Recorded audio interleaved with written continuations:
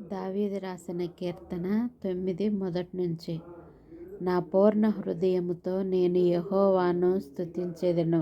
యెహోవా, నీ అద్భుత కార్యములన్నింటినీ నేను వివరించెదను.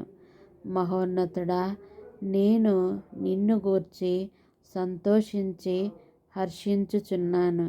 నీ నామమును కీర్తించెదను. నా పూర్ణ హృదయముతో నేను యెహోవాను స్తుతించెదను.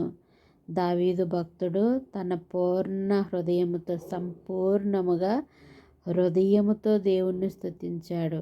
నీ అద్భుత కార్యములన్నింటినీ నేను వివరించెదను. నువ్వు నాకు చేసిన అద్భుత కార్యాలు, ఆశ్చర్య కార్యాలు, ఊహించని కార్యాలన్నింటినీ నేను ఇతరులకి వివరించెదను. మహోన్నతుడా, నేను నిన్ను గూర్చి సంతోషించి హర్షించుచున్నాను. నీ నామమును కీర్తించెదను. నువ్వు చేసిన మేలులను బట్టి నేను సంతోషిస్తున్నానయ్యా. నా హృదయం ఎంతో హర్షించిపోతుంది.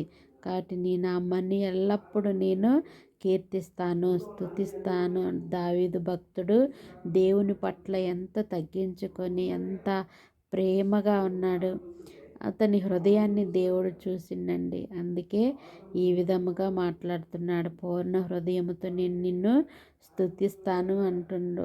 అవును, చిన్న మేలు చేస్తేనే మర్చిపోలేము మనము. కానీ దేవుడు మనల్ని అన్ని విధాలా కాపాడుతున్నందుకు ఆయనకి మనం ఏమిచ్చి రుణాన్ని తీర్చలేమండి. అందుకే ఆయన్ని స్తుతించి ఘనపరచటమే మనము చేసేది.